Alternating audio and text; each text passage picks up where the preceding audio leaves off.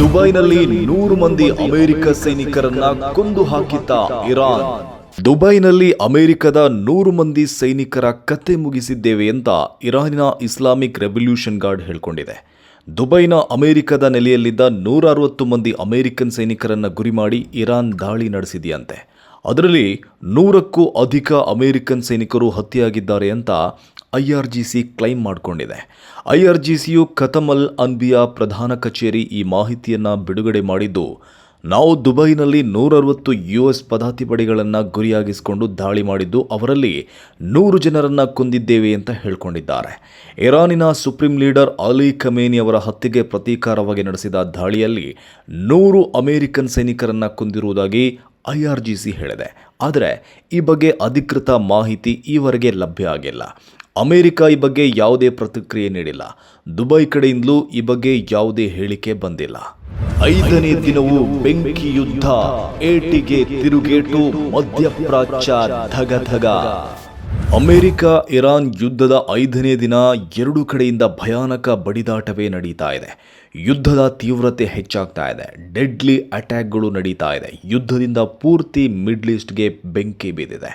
ಕಳೆದ 24 ಗಂಟೆಗಳಲ್ಲಿ ಇರಾನಿನ 31 ಪ್ರಾಂತ್ಯಗಳ ಮೇಲೆ ಹೊಡೆದಿದ್ದೇವೆ ಅಂತ ಅಮೆರಿಕ ಮತ್ತು ಇಸ್ರೇಲ್ ಪಡೆ ಹೇಳ್ತಾ ಇದೆ.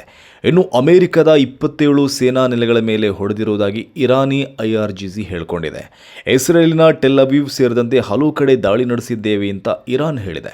ಇರಾನಿನ ಮೇಲೆ ಅಮೆರಿಕ ಮತ್ತು ಇಸ್ರೇಲ್ ನಡೆಸ್ತಾ ಇರುವ ದಾಳಿಯ ತೀವ್ರತೆ ಮತ್ತಷ್ಟು ಹೆಚ್ಚಾಗ್ತಾ ಇದೆ. ಟೆಹರಾನ್ನಲ್ಲಿರುವ ಸೇನಾ ನೆಲೆಗಳ ಮೇಲೆ ದಾಳಿ ನಡೆದಿದೆ. ಡಜನ್ ಗಟ್ಟಲೆ ಮಿಲಿಟರಿ ಬೇಸ್ಗಳ ಮೇಲೆ ದಾಳಿ ಮಾಡಿದ್ದೇವೆ ಅಂತ ಇಸ್ರೇಲ್ ಹೇಳಿದೆ. IRGCಯ ಪ್ಯಾರಾಮಿಲಿಟರಿ ಬಸೀಜ್ನ ಪ್ರಧಾನ ಕಚೇರಿಗೆ ಇಸ್ರೇಲ್ ಹೊಡೆದಿದೆ. ಹಾಗೆ ಇರಾನಿನ ಕ್ಷಿಪಣಿ ಉಡಾವಣೆ ಕೇಂದ್ರ ಮತ್ತು ಇರಾನಿನ ರಕ್ಷಣಾ ವ್ಯವಸ್ಥೆಗಳ ಮೇಲೂ ದಾಳಿ ಮಾಡಿದೆ. ನಮ್ಮ ದಾಳಿ ಇನ್ನಷ್ಟು ತೀವ್ರಗೊಳ್ಳುತ್ತೆ ಅಂತ ಅಮೆರಿಕ ಮತ್ತು ಇಸ್ರೇಲ್ ಹೇಳಿದೆ. ಟೆಹರಾನ್ ಮಾತ್ರವಲ್ಲ, ಇರಾನಿನ ಕೋಮ್ ನಗರದ ಮೇಲೂ ಇಸ್ರೇಲ್ ಅಟ್ಯಾಕ್ ಮಾಡಿದೆ. ಕೋಮ್ನಲ್ಲಿರುವ ಅಸೆಂಬ್ಲಿ ಆಫ್ ಎಕ್ಸ್ಪರ್ಟ್ ಇಸ್ರೇಲಿನ ಟಾರ್ಗೆಟ್ ಆಗಿತ್ತು. ಇನ್ನು ಲೆಬನಾನಿನ ಬೈರೂತ್ ಮೇಲೂ ಇಸ್ರೇಲ್ ಘಾತಕ ದಾಳಿ ನಡೆಸಿದೆ. ಯುದ್ಧ ಶುರುವಾದ ನಂತರದಲ್ಲಿ ಅಮೆರಿಕ ಮತ್ತು ಇಸ್ರೇಲ್ ದಾಳಿಗೆ ಇರಾನ್ ಮತ್ತು ಲೆಬನಾನಿನಲ್ಲಿ ಈವರೆಗೆ 800ಕ್ಕೂ ಅಧಿಕ ಮಂದಿ ಹತರಾಗಿದ್ದಾರೆ ಎಂಬ ಮಾಹಿತಿ ಇದೆ. ಇನ್ನೊಂದೆಡೆ ಇರಾನ್ ಏನೂ ಕೈಕಟ್ಟಿಕೊಳ್ತಿಲ್ಲ. ಅಮೆರಿಕ ಇಸ್ರೇಲ್ ದಾಳಿಗೆ ಇರಾನ್ ತಕ್ಕ ಪ್ರತ್ಯುತ್ತರ ಕೊಡ್ತಾ ಇದೆ, ಪ್ರತೀಕಾರನೂ ತೀರಿಸ್ತಾ ಇದೆ. ಇರಾನ್ ಅರಬ್ ಮುಸ್ಲಿಂ ದೇಶಗಳಲ್ಲಿರುವ ಅಮೆರಿಕದ ನೆಲೆಗಳ ಮೇಲೆ ದಾಳಿ ಮುಂದುವರಿಸಿದೆ. ಕಳೆದ ರಾತ್ರಿ ದುಬೈ ಮತ್ತು ಕತಾರಿಗೆ ಇರಾನ್ ಅಟ್ಯಾಕ್ ಮಾಡಿದೆ. ದುಬೈ ಮತ್ತು ದೋಹಾದಲ್ಲಿರುವ ಅಮೆರಿಕದ ಮಿಲಿಟರಿ ನೆಲೆಗಳು ಮತ್ತು ರಾಜತಾಂತ್ರಿಕ ಕಚೇರಿ ಮೇಲೆ ಇರಾನ್ ಮಿಸೈಲ್ ಮತ್ತು ಡ್ರೋನ್ ದಾಳಿ ನಡೆಸಿದೆ. ಹಾಗೆ UAE ದೇಶದ ಫುಜೇರಾ ಫೋರ್ಟ್ ಮೇಲೂ ಇರಾನ್ ದಾಳಿ ಮಾಡಿದೆ. ಇರಾಕ್ ಮೇಲೂ ಅಟ್ಯಾಕ್ ಮಾಡಿದೆ. ಕುವೈತ್ಗೂ ಹೊಡೆದಿದೆ. ಕುವೈತ್ನಲ್ಲಿರುವ ಅಮೆರಿಕದ 2 ಸೇನಾ ನೆಲೆಗಳು ಮತ್ತು ಅಮೆರಿಕದ 2 ವಾರ್ಶಿಪ್ಗಳನ್ನು ಟಾರ್ಗೆಟ್ ಮಾಡಿ ಇರಾನ್ ಮಿಸೈಲ್ ದಾಳಿ ಮಾಡಿದೆ. ಮಿಡ್ಲ್ ಈಸ್ಟ್ನಲ್ಲಿರುವ ಅಮೆರಿಕದ ನೆಲೆಗಳ ಮೇಲೆ 40 ಬ್ಯಾಲಿಸ್ಟಿಕ್ ಕ್ಷಿಪಣಿಗಳಿಂದ ದಾಳಿ ಮಾಡಿರುವುದಾಗಿ ಇರಾನಿನ ಮಾಧ್ಯಮ ಮಾಹಿತಿ ನೀಡಿದೆ. ಇರಾನಿನ ದಾಳಿಗೆ ಅರಬ್ ಮುಸ್ಲಿಂ ದೇಶಗಳಲ್ಲಿ ಯಾವುದೇ ಪ್ರಾಣಹಾನಿಯಾಗಿರುವ ವರದಿ ಆಗಿಲ್ಲ. ರಷ್ಯಾದ ಜೊತೆ ಇರಾನ್ ಮಾತುಕತೆ, ಯುದ್ಧಕ್ಕಿಳಿಯುತ್ತಾ ಪುಟಿನ್ ಪಡೆ.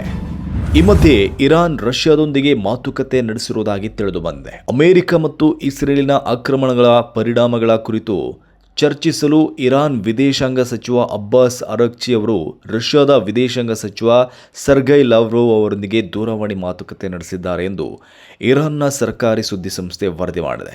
ಇರಾನ್ ಮತ್ತು ರಷ್ಯಾದ ಈ ಮಾತುಕತೆ ಯಾವ ಪರಿಣಾಮ ಬೀರುತ್ತೆ ಎಂಬ ಬಗ್ಗೆಯೂ ಕುತೂಹಲ ಇದೆ. ಯಾಕಂದರೆ ಈವರೆಗೆ ಯುದ್ಧರಂಗದಲ್ಲಿ ಇರಾನ್ ಒಂಟಿಯಾಗಿತ್ತು.